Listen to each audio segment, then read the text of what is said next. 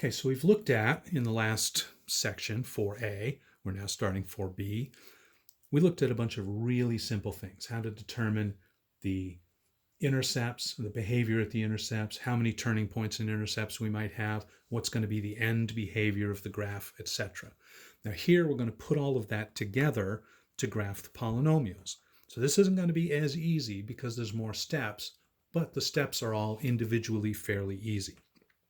Let's start with the end behavior. Here we've got a polynomial, a second degree polynomial, which we know from the last chapter should be a parabola. That's even.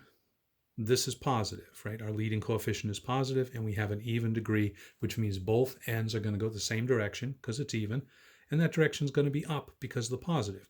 So I don't know exactly where it's going to happen, but I know both ends are going to go up. I also know at most I'm going to have two x-intercepts, and at most one less than that, or one turning point. And that's consistent with the parabola, right? It's going to hit the x-axis, turn around once, and then go back, and that's it. Now, the other information that I need is the factors for the x-intercept. So I got to be able to factor this guy here. And it's a fairly easy one to factor because 5 is a prime number. So the only way to get that, if it's going to factor, is going to be 1 and a 5. If I want that middle term of 4 to be positive, that's got to be a plus 5 and a minus 1. So now I know I've got an x-intercept at positive 1. And I set this up poorly. And my other one is going to be at negative 5 because those are the numbers that will make that equal to 0.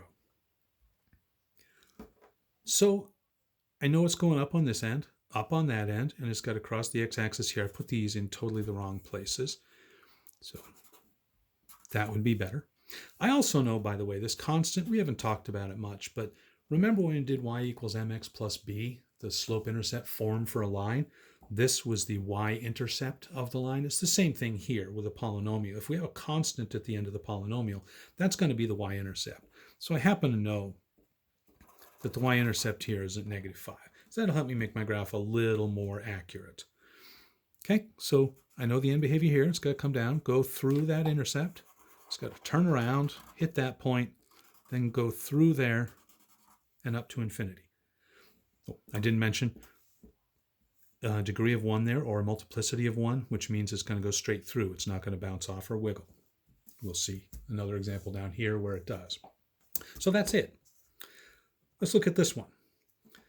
This one has x-intercepts at 0, 5, negative 1, and positive 8. So 0, 5, 2, 3, 4, 5, negative 1, and also 8. If I were to multiply this out, I would have x times x times x times x as my leading term. That's x to the 4th. So my ends are going to go the same direction. And there's no negative in front of the x's there, so that direction's going to be up, right? The fact that this is positive tells us that this end goes up. And the fact that it'll be x times x times x times x, or x to the 4th, tells us the other end goes the same direction. Now, each of these zeros has a multiplicity of 1, which means that the graph's going to go straight through. So this one's going to be easy to graph. Through, through, through, through.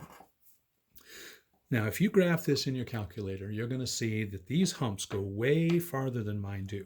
But remember, the purpose of graphing by hand is to show me that you understand what the function does. I don't care how tall these humps are. Notice I haven't even indexed the y-axis here.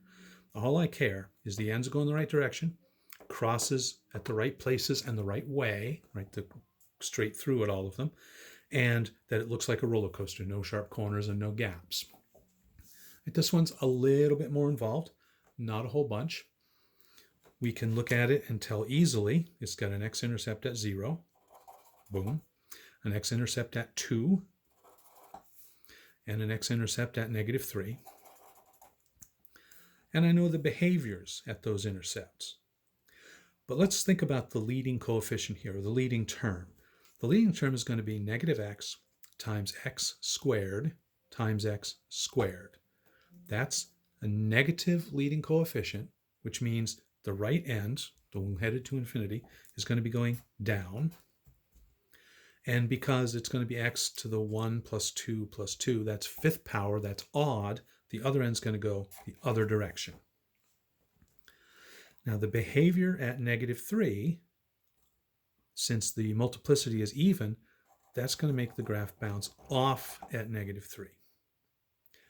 The next one is 0. The multiplicity there is just 1, so it's going to go straight through at 0. And the last one at 2 has a multiplicity of 2, that's even, so it's going to bounce off at 2. Okay, so this puts together all the stuff we did in part 4a of the course. We have to look at our end behavior. Where does it cross the x-axis?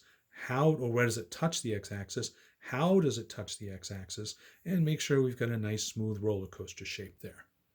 Right? And that's graphing by hand. Now, how do we get from this form to that form? How can we take something that's not just a simple, easy quadratic and turn it into its individual factors? That's what we're going to be doing in the next part of the course. But before that, we're going to be graphing by using the calculator.